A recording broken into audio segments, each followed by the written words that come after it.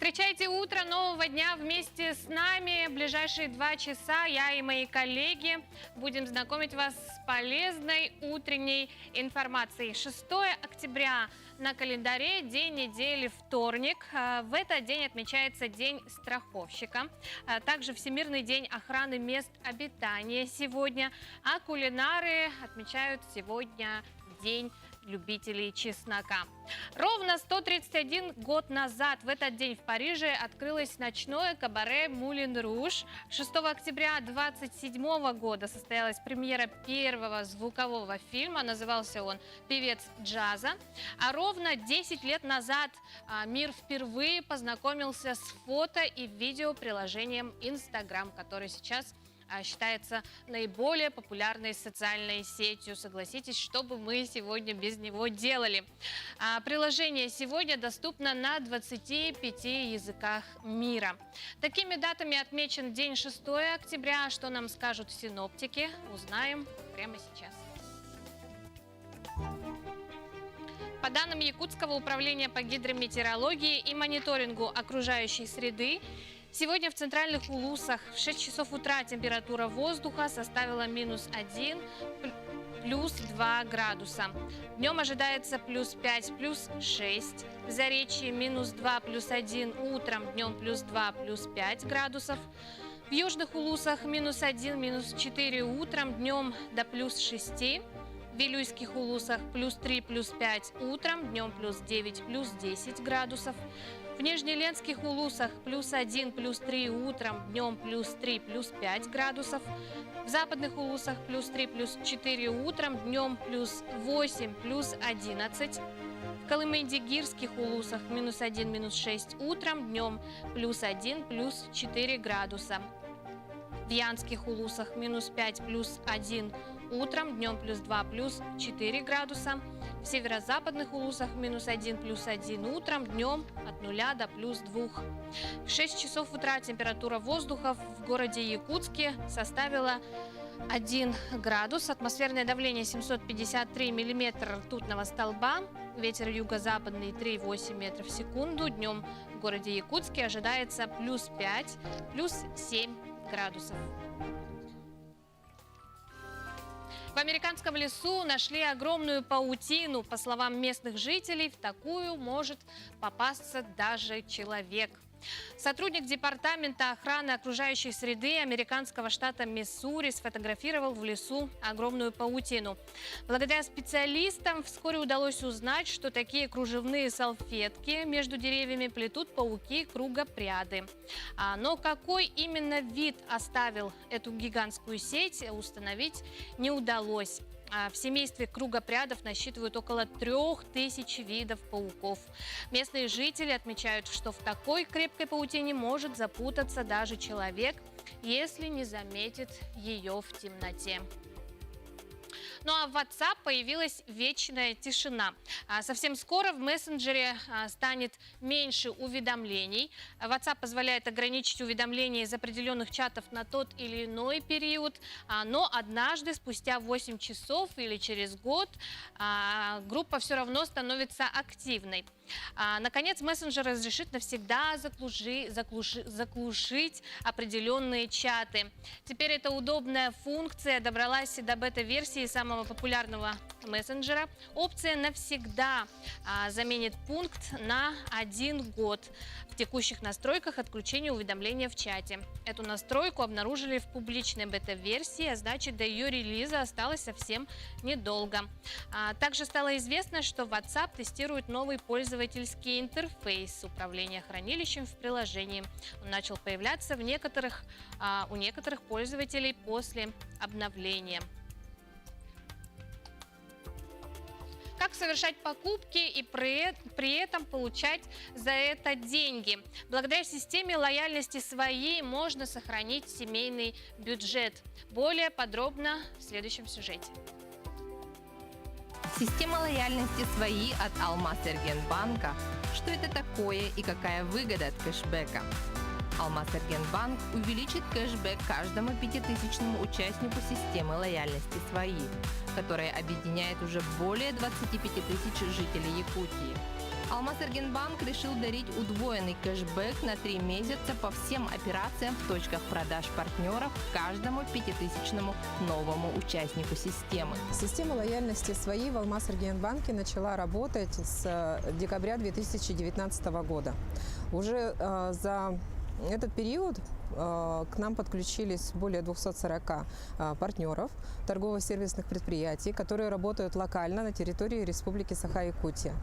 Также у нас более 25 тысяч уже пользователей физических лиц, которые совершают покупки у наших партнеров, которые оплачивают свои покупки картой Алмазэргенбанка и получают кэшбэк.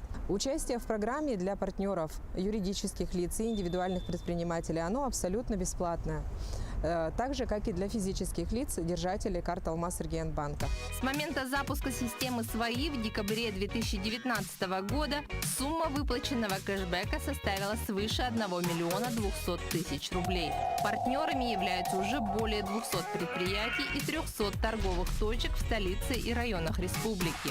Таким образом, в каждом улусе на всей территории республики есть партнеры системы, которые выплачивают кэшбэк своим покупателям.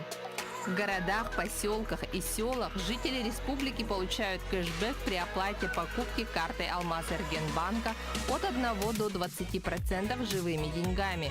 Самый большой размер кэшбэка в поселке Уснера – 20 по карте. Зачисление кэшбэка на карту происходит в течение 10 рабочих дней месяца, следующего за отчетным. Стать участником системы лояльности можно через мобильное приложение АЭП онлайн, операторов колл-центра или в офисах Алмазэргенбанка. Доброе утро, мы продолжаем наш эфир. Добровольчество играет очень важную роль, особенно это показала пандемия. Не только помогать, но и приобщать население к здоровому образу жизни нацелено общественное движение волонтеров-медиков. И с нами сейчас на прямой связи по скайпу заместитель регионального координатора волонтеры-медики Дарина Анисимова. Дарина, доброе утро. Доброе утро. Дарина, ну как нам известно, недавно проект волонтеров одержал победу, да, в специальном конкурсе фонда президентских грантов. Расскажите, что это за проект? Да, вот этим летом мы, получается, выиграли конкурс на реализацию проекта, который называется «Команда здоровья в условиях пандемии». Проект направлен именно на решение проблем низкой готовности людей к условиям самоизоляции и карантинных ограничений. Не секрет, да, то, что во время пандемии волонтерские организации показали свою готовность помогать, обучать, доставлять продукты питания и необходимые лекарственные средства, да? И поэтому командой здоровья будут предприняты меры по обеспечению защиты и неспецифической профилактики уязвимых групп людей. Угу. Дарина, но мы также знаем, что в данный момент идет набор, да, волонтеров, открывается прямо школа. Как будет проходить обучение? Угу. Для эффективной работы этого проекта мы, конечно, занимаемся поисками новых волонтеров. Открыт новый набор и по сей день. Можно зарегистрироваться и отправить заявку на сайте добро.рф. Обучение волонтеров проходит в нашем образовательном проекте «Школа волонтера-медика». Вот уже со вчерашнего дня 40 волонтеров начали свои занятия. То есть после обучающего цикла в школе волонтера-медика мы им выдаем сертификаты об окончании, и они могут приступать к участию в добровольческой деятельности, могут проводить онлайн занятия, интеллектуальные игры в сфере здравоохранения, тем самым увеличивая охват информированного населения. Угу. Дарина, а какие еще планируете мероприятия, какие планы, да, у движения волонтеров-медиков? Наши основные планы, то есть, получается, это увеличение медицинской грамотности населения. После ШВМ мы планируем проводить мастер-классы, тренинги с участием сертифицированных тренеров, даже врачей. И, пользуясь случаем, я бы хотела поблагодарить и озвучить партнеров наших. Это, конечно же, Северо-Восточный федеральный университет, Якутский медицинский колледж, Министерство по делам молодежи и социальным коммуникациям республики, Республиканский центр медицинской профилактики и Центр по работе с волонтерами нашей республики. Дарина, давайте еще раз напомним, куда можно обратиться всем желающим, который еще сомневается, да, но, возможно, есть желание и хочет стать волонтером. Да, конечно. Вступайте в нашу команду здоровья, оставляйте свою заявку на платформе добро.рф, сделайте вклад в формирование здоровья нации. Всех ждем. Дарина, спасибо вам огромное за утреннюю беседу. Желаем вам отличной работы и много желающих, чтобы все-таки приходило к вам. Спасибо за ваше доброе дело. Ну а почти 80 лет назад прошли ожесточенные бои под Москвой и Тулой. Подлинные архивные документы раскрывают новые истории о героях войны. Об уникальной находке поисковиков из Тулы смотрите в нашем следующем сюжете. Перед вами уникальный документ – список фронтовиков из Якутии, обнаруженный недавно в архивах Минобороны. Якутяне служили в 16-й гвардейской ордена Ленина стрелковой дивизии во время Великой Отечественной войны. Установить судьбу солдат, пропавших без вести, и их места захоронений помогли поисковики из Тулы. Значит, здесь имена, фамилии, дата гибели, адрес, откуда призывался. Валерий Васильевич Новиков, опытный поисковик, автор книги об истории 16-й стрелковой дивизии. В рядах этой дивизии воевали красноармейцы из Якутии. Личная семейная история поисковика неожиданно оказалась связана с именем якутского солдата.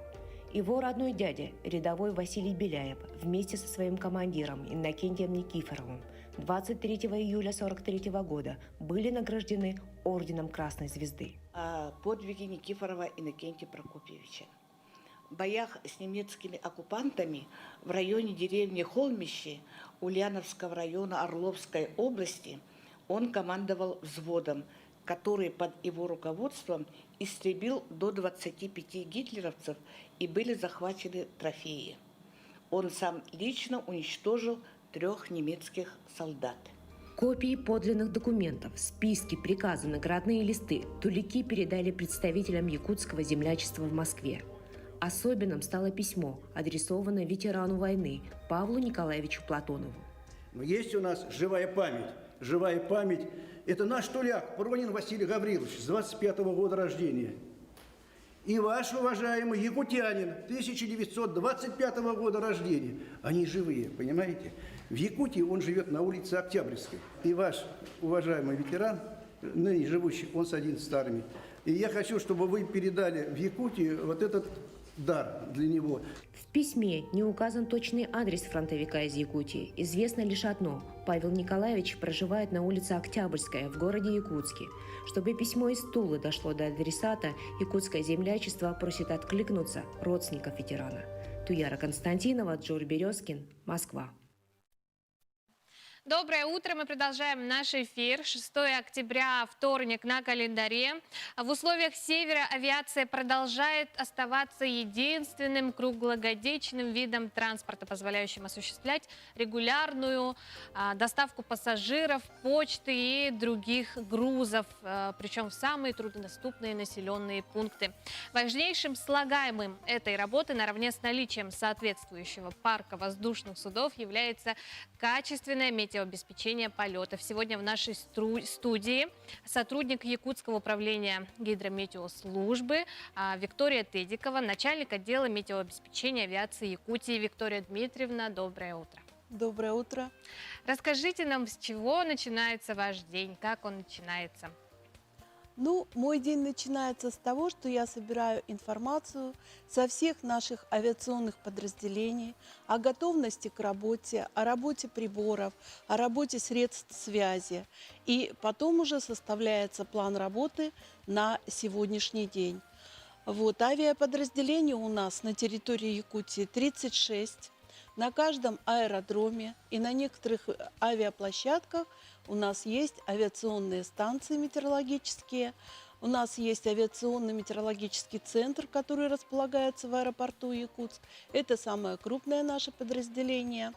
И на некоторых площадках метеорологических и в некоторых аэропортах есть оперативные группы, так называемые, которые как раз специалисты этих групп и производят метеорологическое обеспечение полетов. Вот. Ну, что еще Ну, сказать? главные цели метеообслуживания, да? Главные цели у метеообеспечения – это, во-первых, безопасность полетов, Так. прежде всего. Затем эффективность полетов, своевременность выполнения полетов. Это все, конечно, основные, так сказать, три кита нашей работы. Ну, наша работа, конечно, очень сложная, очень ответственная. Много чего нужно знать, потому что авиационная метеорология – это вообще, по идее, как бы конгломерат наук. Это и физика, и математика, и география, и химия. Ну, еще много, как говорится, элементов из других наук входит сюда. Вот. Ну, высококвалифицированные у нас специалисты. Это, в общем-то, прежде всего должно быть для того, чтобы метеообеспечение наше было качественным. Ну вот что касается, да, как раз-таки кадрового вопроса, Да. приходят ли молодые специалисты? Вы знаете, кадровый вопрос – это один из основных наших, скажем так, вопросов, нерешенных на сегодняшний момент. Почему? Потому что вы сами прекрасно знаете, что, конечно же, такая специальность, она требует образования. Авиационных синоптиков у нас на всей территории Якутии, а территория Якутии достаточно большая, вы знаете, да? Это самый большой регион нашей страны. Всего 45 синоптиков работает сейчас в нашем управлении на метеообеспечении авиации. А вообще это составляет всего 54%. Поэтому вы можете понять, с какой интенсивностью приходится работать нашим специалистам. Ну, с техниками-метеорологами, которые осуществляют, так сказать, наблюдение за погодой, немножко ситуация получше. Там обеспеченность кадрами порядка 78, наверное, процентов. Ну, все равно, как говорится, нам не хватает специалистов, особенно в северных районах, особенно на северных аэродромах. У нас, в общем-то, отсутствие кадров. Ну, это, наверное, связано, в общем-то, еще с нашими суровыми условиями, потому что молодежь, которая приходит к нам, а приходит к нам в последнее время специалистов немного, и они все хотят остаться в Якутске. В Якутске или как минимум в каком-нибудь из Никто более не хочет в удаленные места крупных уезжать. городов. Да, в удаленные места ехать никто не хочет. А почему? Потому что все-таки вы сами понимаете, что там и сложности бытового характера, и плюс еще развлечений мало для молодежи. Вот. Ну, а молодежь, понятное дело, им хочется куда-то и сходить в какое-то там кафе, посидеть, конечно. там какой-нибудь Развеяться. культурный центр, развеяться. Конечно, да, в этом плане вот такие сложности у нас есть. И поэтому, конечно, хочу пригласить выпускников школ. Приходите к нам работать. У нас очень интересная работа. У нас очень хороший коллектив, высококвалифицированные специалисты. Ну, конечно, в основном это специалисты, так сказать, еще возвращенные в СССР. Вот. Ну, сейчас, к сожалению, уже многие уходят на пенсию, и нужна замена, очень нужна замена, и поэтому мы приглашаем всех. У нас есть в стране несколько вузов, которые готовят кадры для нашей специальности. Это прежде всего Российский гидромедуниверситет, который в Санкт-Петербурге располагается. Затем у нас Саратовский университет, Пермский университет, Томский университет, Дальневосточный университет, Иркутский. Они все, ну, Московский, соответственно, тоже, они все готовят синоптиков. Они все готовят синоптиков. Ну, синоптики, в общем-то, некоторые работают на метеообеспечении авиации, как мы, авиационные синоптики. Некоторые работают в народном хозяйстве. Тут уже, в общем-то, подразделений у нас много. Кто-то климатом занимается и так далее. Поэтому приходите. А для техников у нас готовят кадры Иркутский гидромедтехникум в основном. Есть еще, кстати, гидромедтехникум во Владивостоке. Это вот я называю ближайшие. Виктория Дмитриевна, ну о проблемной стороне мы, так скажем, сказали. А какие приятные моменты в вашей работе? Ну, приятный момент для любого метеоролога, для любого синоптика, чтобы его прогноз оправдался. Это прежде всего. Пусть он даже будет нелетный, но он тоже должен оправдаться, потому что синоптик ожидает вот именно такие синоптические условия. Вот. И, конечно же, какие еще приятные моменты? Чтобы был выполнен план полетов на сегодняшний день. И тогда, конечно же, человек уходит с работы с чувством выполненного долга, что все хорошо, работа выполнена хорошо, и поэтому как бы отдыхать намного приятнее. Можно спокойно лечь спать, да? Да, конечно, и отдыхать приятнее. Хотя синоптик, приходя даже с ночной смены, он будет переживать, и долго еще, пока вот этот период не закончится. Виктория Дмитриевна, огромное вам спасибо, что пришли к нам этим утром. Спасибо вам за приятную беседу. Я думаю, нашим телезрителям также было интересно узнать о вашей деятельности чуть больше. Ну а я с вами прощаюсь. Всем отличного дня.